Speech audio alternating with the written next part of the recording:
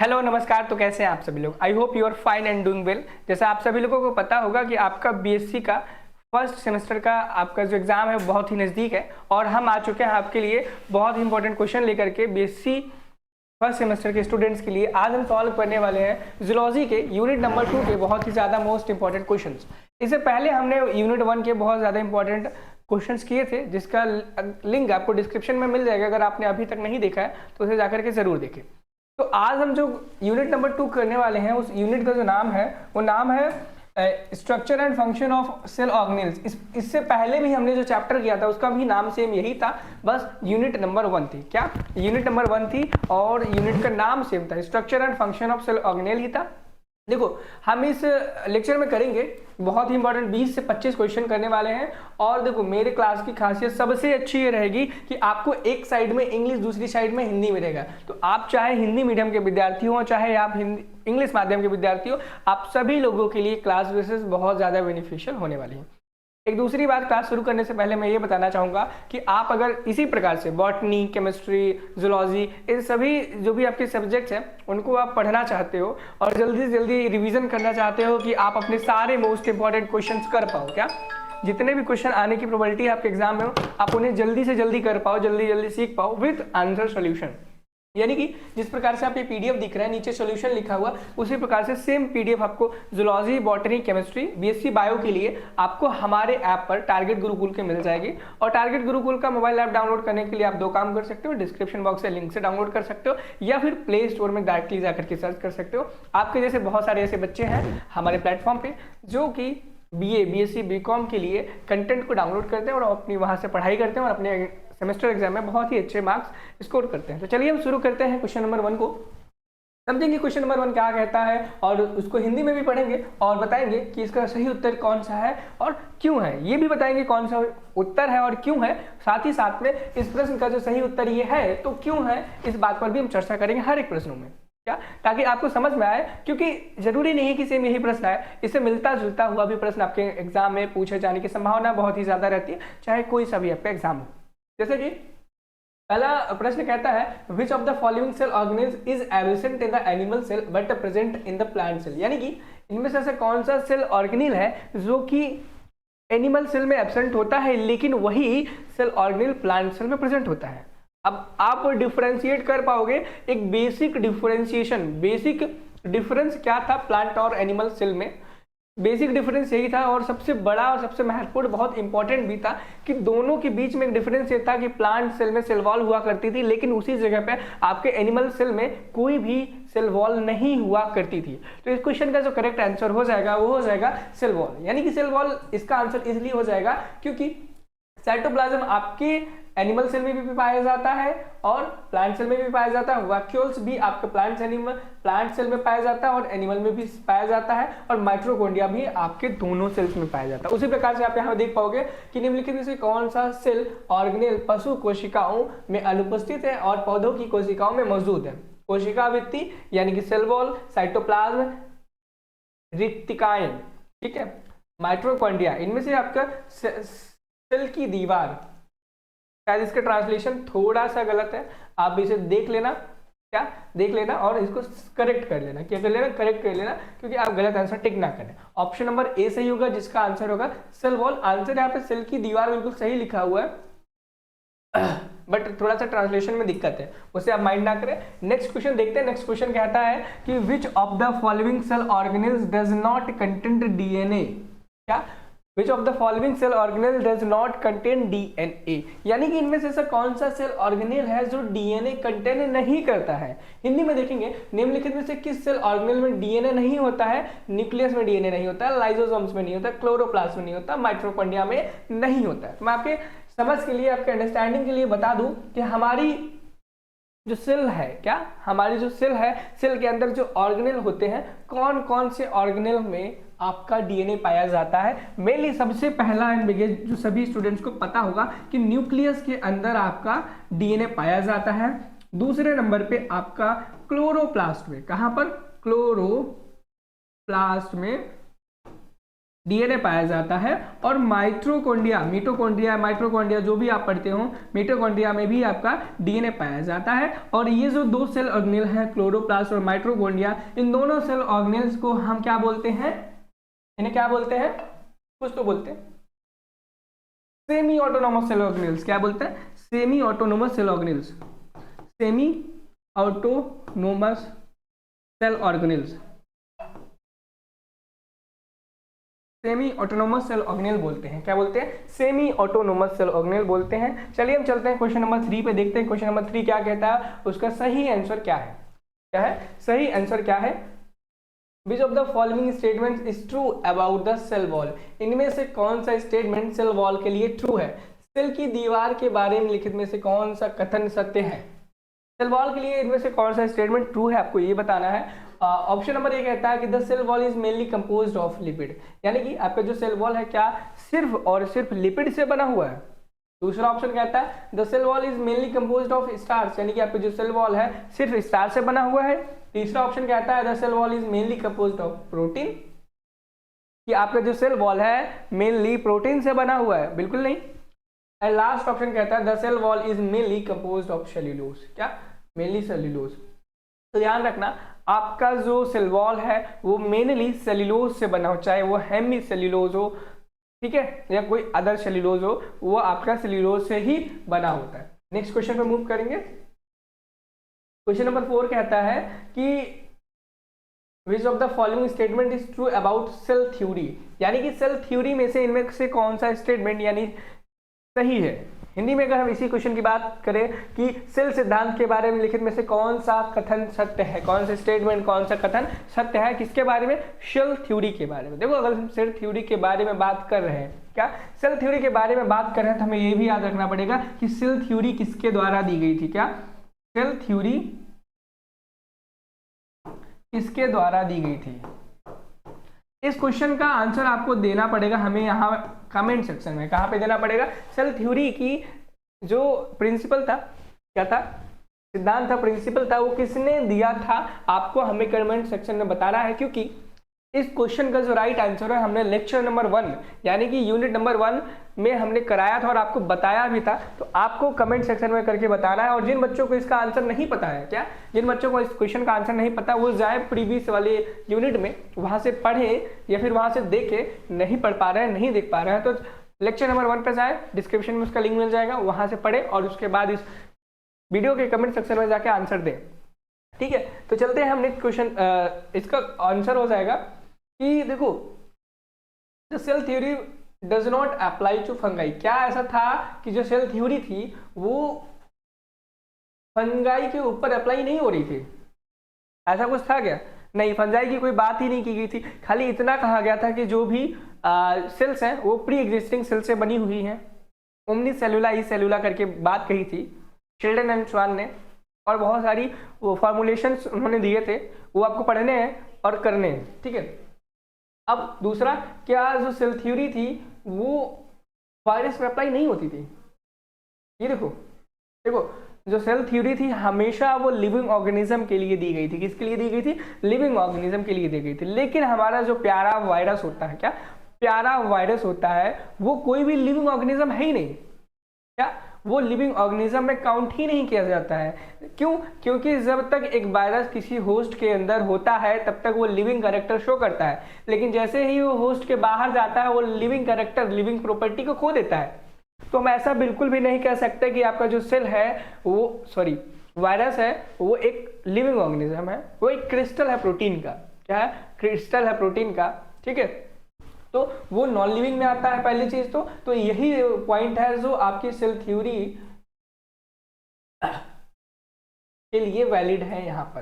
क्या थ्योरी के लिए यहाँ पर वैलिड है। ठीक है, नेक्स्ट क्वेश्चन पे चलेंगे, देखेंगे क्वेश्चन नंबर 5 क्या कहता है। क्वेश्चन नंबर 5 कहता है कि jelly like substances found floating inside the plasma membrane, यानी कि एक जेली जैसा पदार्थ जो प्लाज्मा झिल्ली के अंदर तैरता हुआ पाया जाता है, उसे हम क्या कहता है। यानी कि प्लाज्मा मेम्ब्रेन के अंदर जेली लाइक सब्सटेंस के तरीके का एक पदार्थ यानी कि एक मैटर पाया जाता है, उसे हम क्या बोलते हैं। नॉर्मली आप सभी को पता होगा कि उसको हम साइटोप्लाज्म बोलते हैं। क्या बोलते हैं, साइटोप्लाज्म बोलते हैं, याद कर लेना।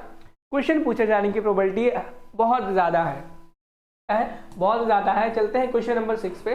क्वेश्चन नंबर 6 कहता है कि which of the following cell organelle is called powerhouse of the cell. ये क्वेश्चन बहुत ज़्यादा फेमस, बहुत ज़्यादा इंटरेस्टिंग, बहुत ज़्यादा मोस्ट पॉपुलर है इस सेल वाली यूनिट के लिए। क्या?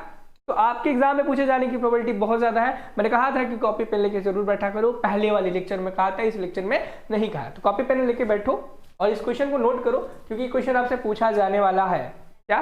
पूछा जाने वाला है। क्या करने वाला है? पूछा जाने वाला है। तो इस क्वेश्चन का जो राइट आंसर है सभी को पता होगा प्यारे बच्चों। क्वेश्चन नंबर 6 का ऑप्शन नंबर डी हो जाएगा, यानी कि माइटोकॉन्ड्रिया एक ऐसा सेल ऑर्गेनेल है जिसे हम powerhouse of the cell कहते हैं। क्यों कहते हैं? क्योंकि वो एटीपी बनाने में मदद करता है या एटीपी बना करके देता है, और एटीपी के कन्वर्जन से हम उसको एनर्जी में ट्रांसफॉर्म करते हैं और हमारी बॉडी किसी भी फंक्शन को परफॉर्म कर पाती है। क्या कर पाती है? परफॉर्म कर पाती है। नेक्स्ट क्वेश्चन नंबर 7 में देखेंगे। क्वेश्चन नंबर 7 कहता है कि which of the following cell organelles regulates the entry and exit of the molecule and from the cell. यानी कि ये क्वेश्चन कहता है एक सेल में से अगर एक सेल है, क्या अगर एक सेल है तो उसके अंदर कोई मॉलिक्यूल अंदर आ रहा है, कोई मॉलिक्यूल बाहर जा रहा है, ये जो प्रोसेस हो रही है अंदर आना बाहर जाना, किसके द्वारा रेगुलेट, किसके द्वारा मेंटेन किया जाता है? क्या ये चीज लाइसोसोम्स के द्वारा मेंटेन की जाती है? क्या ये चीज गोल्जी बॉडी के द्वारा मेंटेन की जाती है? सेल मेम्ब्रेन के द्वारा मेंटेन की जाती है? या फिर माइटोकॉन्ड्रिया के द्वारा मेंटेन की जाती है?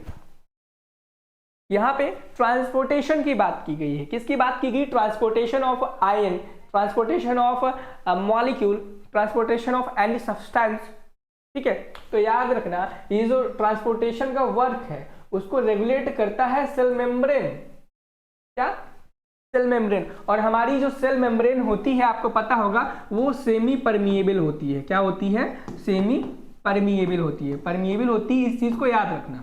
क्या करना? याद रखना कि आपकी जो सेल मेम्ब्रेन होती है वो सेमी परमिएबल होती है आयंस के लिए, मॉलिक्यूल्स के लिए। ठीक है, चलते हैं क्वेश्चन नंबर 8 पे। देखेंगे क्वेश्चन नंबर 8 क्या कहता है और इसका क्या सही उत्तर है। ठीक है, अब ये क्वेश्चन कह रहा है is the study of the cell, its type, structure and function and its organelles. यानी कि सेल इसके प्रकार है, संरचना, कार्यों और इसके ऑर्गेनेल्स का अध्ययन क्या कहलाता है। अगर हम सेल की स्टडी कर रहे हैं, सेल के टाइप्स की स्टडी कर रहे हैं, उसके स्ट्रक्चर्स की स्टडी कर रहे हैं, उसके फंक्शन की स्टडी कर रहे हैं, उसके ऑर्गेनेल्स की स्टडी कर रहे हैं, तो ये जो स्टडी है, ये अध्ययन है, उसे हम क्या कहेंगे? याद रखना इस अध्ययन को हम सेल बायोलॉजी कहते हैं। क्या बोलते हैं? सेल बायोलॉजी कहते हैं। अगर हम बायोलॉजी कहेंगे तो बायोलॉजी हम ऐसे अध्ययन को, ऐसे स्टडी को बोलते हैं जिसमें जीवों का अध्ययन किया जाता है, और इसको हम बायोलॉजी बोलेंगे। जिसमें जीवों की सेल्स की अध्ययन करें उसको हम सेल बायोलॉजी बोलते हैं। माइक्रोबायोलॉजी में जो माइक्रो ऑर्गेनिजम्स होते हैं उनकी स्टडी की जाती है। एंड बायोटेक्नोलॉजी में, बायोलॉजी में भी बहुत सारी टेक्नोलॉजीज डिस्कवर होती हैं, जैसे कि आप जानते हो कि जेनेटिक मॉडिफाइड ऑर्गेनिज्म, GMO जिसे शॉर्ट फॉर्म में बोलते हैं, और जिसमें हम डीएनए को, जीन्स को मैनिपुलेट करते हैं ताकि हम ह्यूमन वेलफेयर के लिए कुछ अच्छे काम कर पाए, उसको हम बोलते हैं क्या? बायोटेक्नोलॉजी बोलते हैं। क्या बोलते हैं? बायोटेक्नोलॉजी बोलते हैं। इस क्वेश्चन का राइट आंसर हो जाएगा, आंसर नंबर बी हो जाएगा। तो मूव करते हैं क्वेश्चन नंबर 9 पे। क्वेश्चन नंबर 9 कहता है कि which of the following cell organelle is called a suicidal bag. इनमें से कौन सा ऑर्गेनेल है जिसे सुसाइडल बैग कहा जाता है?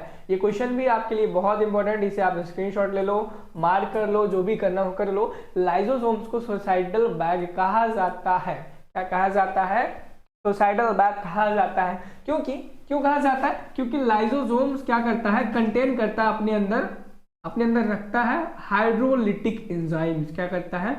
हाइड्रोलिटिक एंजाइम्स को रखता है। हाइड्रोलिटिक एंजाइम कंटेन करता है। हाइड्रोलिटिक वो एंजाइम होते हैं जिनका एसिडिक पीएच बहुत ज्यादा होता है और वो किसी को भी खत्म कर सकते हैं, ईट कर सकते हैं, डाइजेस्ट कर सकते हैं। मेनली डाइजेस्ट करते हैं, ईट नहीं करते हैं।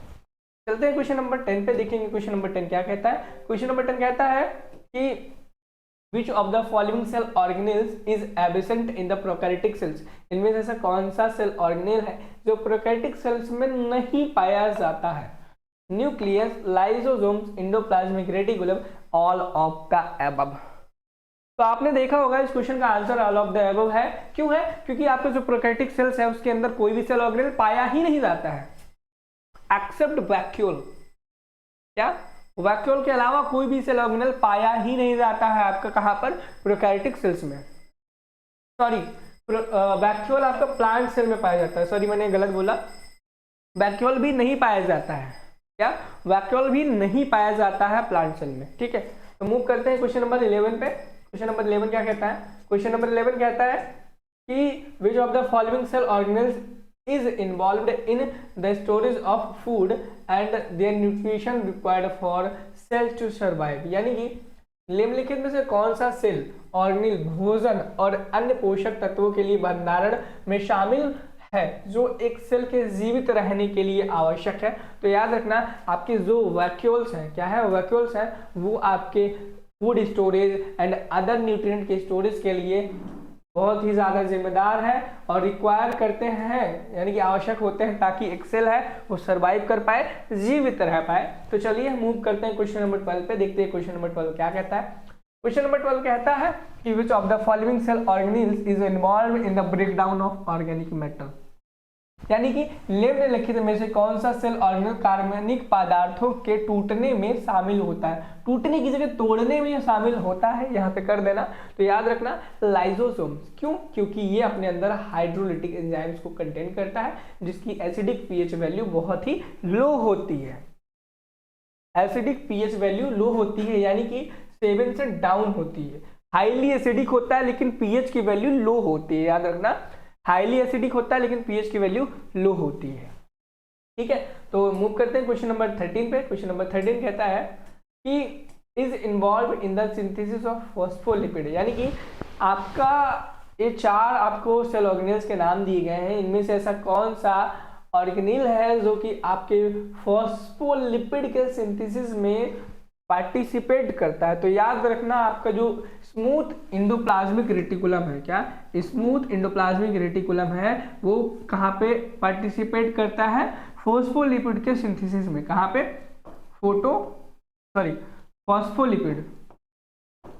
फॉस्फोलिपिड के सिंथेसिस में पार्टिसिपेट करता है। और वहीं पे अगर हम बात करें प्रोटीन सिंथेसिस में तो आपका RER पार्टिसिपेट करता है। अगर हम बात करें कि फॉस्फोलिपिड के सिंथेसिस में कौन सा सेल ऑर्गेनेल वर्क करता है या पार्टिसिपेट करता है, तो आपका आंसर होगा स्मूथ इंडोप्लाज्मिक रेटिकुलम। लेकिन उसी के जगह पे आपसे पूछा जाए कि प्रोटीन सिंथेसिस में कौन सा सेल ऑर्गेनेल पार्टिसिपेट करता है या कौन सा सेल ऑर्गेनेल प्रोटीन सिंथेसिस के लिए रिस्पॉन्सिबल होता है, तब आपका आंसर इस रफ इंडोप्लाज्मिक रेटिकुलम होना चाहिए। क्या होना चाहिए, रफ इंडोप्लाज्मिक रेटिकुलम होना चाहिए। चलिए मूव करते हैं क्वेश्चन नंबर 14 पे, देखते हैं क्वेश्चन नंबर 14 क्या कहता है और इसकी क्या कहानी है। क्वेश्चन नंबर 14 कहता है which of the following cell organelles is present in the plant cell and absent in the animal cell. इस क्वेश्चन को हम पहले भी कर चुके हैं लेकिन उस क्वेश्चन का बेस अलग था। क्या अलग था, बेस अलग था।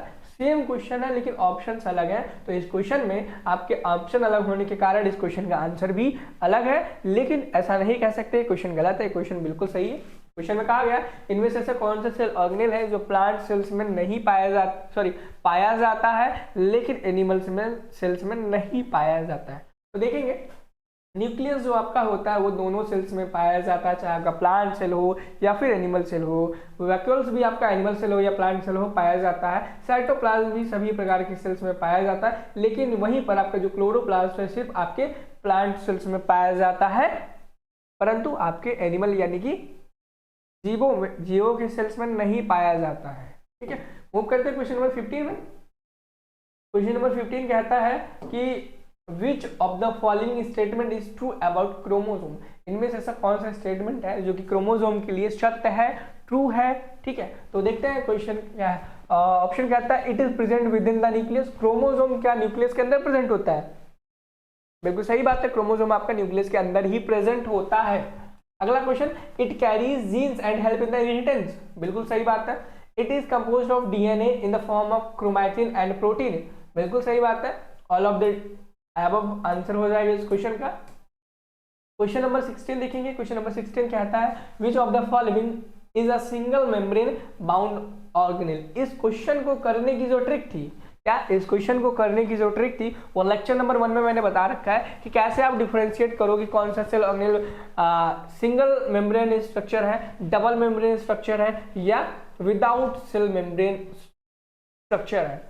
तो इस चीज को सीखने के लिए आपको लेक्चर नंबर 1 में दोबारा जाना पड़ेगा, उसे देखना पड़ेगा, तो उसके बाद ही आप एलिजिबल हो पाओगे कि इस क्वेश्चन का आप राइट आंसर कर सको। ठीक है, यहाँ पे आप देख पाओगे कि यहाँ पे सिंगल मेम्ब्रेन में आपका वैक्यूल, गोल्जी, एंडोप्लाज्मिक रेटिकुलम ये तीन के तीनों आ जाएंगे। लेकिन अगर आप जानना चाहते हो या फिर ये क्वेश्चन पूछा गया आपके डीडीयू के सेमेस्टर एग्जाम में, तो हो सकता है कि आप पे डबल मेम्ब्रेन या फिर विदाउट मेम्ब्रेन वाला सेल ऑर्गेनेल के बारे में पूछ लिया जाए, तो आपको पढ़ना जरूर पड़ेगा। पढ़ने के लिए आप लेक्चर नंबर 1 पे जरूर जाओ। ठीक है, या फिर आप हमारे टारगेट सेमेस्टर में जो टारगेट गुरुकुल का ऐप है वहाँ पे जो सारथी बैच है उसे भी ज्वाइन कर सकते हो, जो मिनिमम कॉस्ट में आपको जुलॉजी, बॉटनी, केमिस्ट्री तीनों सब्जेक्ट दे रहा है। तीन के तीनों सब्जेक्ट दे रहा है। अगर आप मार्केट में कोई एमसीक्यू की क्वेश्चन बुकलेट भी लेने जाओगे तो 200-300 की बड़े आराम से मिनिमम 300 की तो पड़ेगी, 100 रुपये से कम की तो होगी नहीं। और यहीं पे आपको 149 रुपीज़ में आपको तीन के तीनों सब्जेक्ट मिल रहा है। ठीक है, तीन के तीनों सब्जेक्ट मिल रहा है। और अगर आप चाह रहे हो कि भाई तीनों के तीनों मिल जाए और आसानी से आप जल्दी से जल्दी सारे क्वेश्चन को पढ़ लो, रिवाइज कर लो, लेक्चर्स लगाने का आपके पास टाइम नहीं है, आपने ज़्यादा पढ़ाई नहीं की थी, तो मैं आपको अश्योर करता हूँ कि अगर आप ज्वाइन करते हो तो आपको वहाँ पे पूरे के पूरे इंपॉर्टेंट क्वेश्चंस मिल जाएंगे, same as it is answer. ठीक है, और इसके बाद कोई दिक्कत परेशानी होती है तो हमारी टीम आपके क्वेश्चन को सॉल्व करने के लिए है। फिर चलते हैं क्वेश्चन नंबर 17 पे, देखते हैं क्वेश्चन नंबर 17 क्या कहता है। क्वेश्चन नंबर 17 कहता है which of the following cell organelles is present in the animal cell absent in the plant cell. Same question, ये सेम क्वेश्चन फिर लेकिन विद डिफरेंट ऑप्शंस। ये क्वेश्चन कह रहा है इनमें से ऐसा कौन सा सेल ऑर्गेनेल है जो कि एनिमल में प्रेजेंट होता है बट एब्सेंट होता है प्लांट सेल में। थोड़ा सा क्वेश्चन को घुमा दिया। पहले क्वेश्चंस में कहा जाता था इनमें से ऐसा कौन सा सेल ऑर्गेनेल है, क्या इनमें से ऐसा कौन सा सेल ऑर्गेनेल है जो कि प्लांट सेल में प्रेजेंट है लेकिन एनिमल सेल में प्रेजेंट नहीं होता है। लेकिन यहाँ पे इन्होंने बोल दिया है कि इनमें से ऐसा कौन सा सेल ऑर्गेनेल है जो एनिमल सेल में तो प्रेजेंट है लेकिन आपके प्लांट सेल में प्रेजेंट नहीं है। तो इस क्वेश्चन में देखो, आप न्यूक्लियस देखोगे तो आपका एनिमल सेल हो चाहे प्लांट सेल हो दोनों में प्रेजेंट रहेगा। सेंट्रोजोम भी आपका दोनों में प्रेजेंट नहीं रहेगा क्योंकि, और गोल्जी बॉडी दोनों में रहेगा, ऑल ऑफ दिस, तो इस क्वेश्चन का आंसर हो नहीं सकता, तो सेंट्रोजोम हो गया। अब आप देखोगे सेंट्रोजोम का क्या काम होता है। सेंट्रोजोम सेल डिवीजन में पार्टिसिपेट करता है। ठीक है, सेल डिवीजन में, और स्पिंडल फाइबर बनाने में मदद करता है। क्या करता है? स्पिंडल फाइबर बनाने में मदद करता है। स्पिंडल फाइबर बनाने में मदद करता है।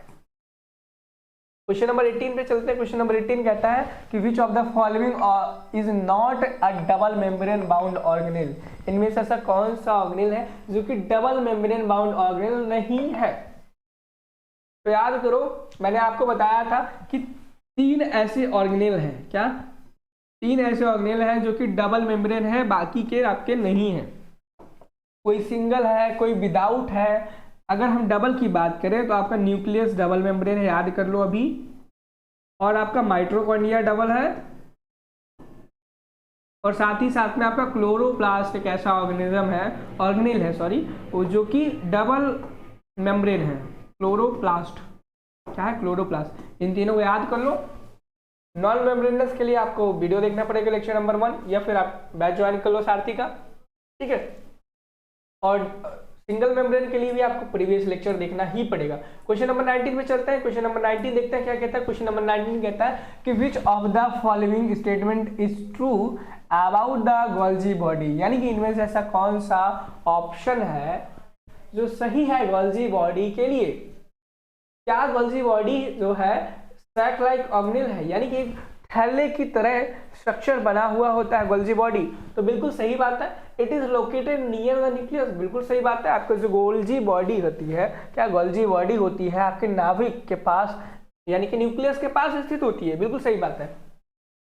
तीसरा option, it help in the transporting the particles throughout the cell. यानी कि ये जो गोल्जी बॉडी है वो सेल के ट्रांसपोर्टिंग में, चीजों के ट्रांसपोर्टिंग में हेल्प करती है।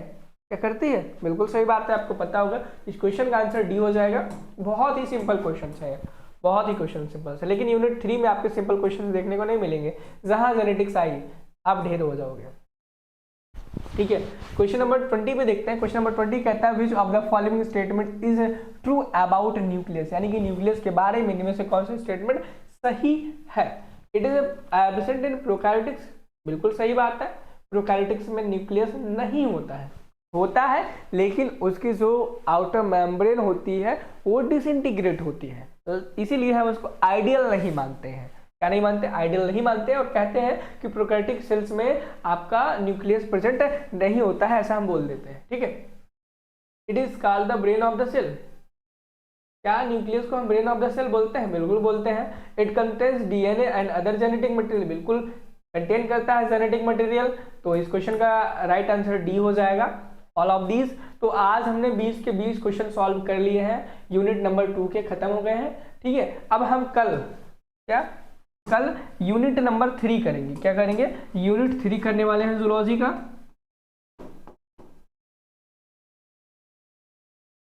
देखो अभी आपको भी ये चीज समझ आ रही होगी कि आपका एग्जाम बहुत ज्यादा पास में है। क्या एग्जाम बहुत पास में है और सारी चीजों को कवर कर पाना आपके लिए बहुत मुश्किल हो रहा है कि बहुत बड़े बड़े वीडियो लेक्चर्स देखें। और यहाँ तक कि मेरे लिए भी अगर मुझे कह दिया जाए कि भाई आपको जूलॉजी, बॉटनी, केमिस्ट्री इनके तीनों कराना है, तो मेरे लिए भी कहीं ना कहीं काफ़ी मुश्किल वाली भरी बात होगी। तो इससे अच्छा ये रहेगा कि भाई आपको एक ऐसा प्लेटफॉर्म, एक ऐसी जगह मिल जाए जहाँ पे सारे के सारे कंटेंट आपको मिल जाए। एक बार में ही आप उन्हें डाउनलोड करो और अपने सारे क्वेश्चंस को एक बार पढ़ लो, एक बार रिवाइज कर लो, ताकि आप अपने सेमेस्टर एग्जाम में अच्छे मार्क्स ला सको।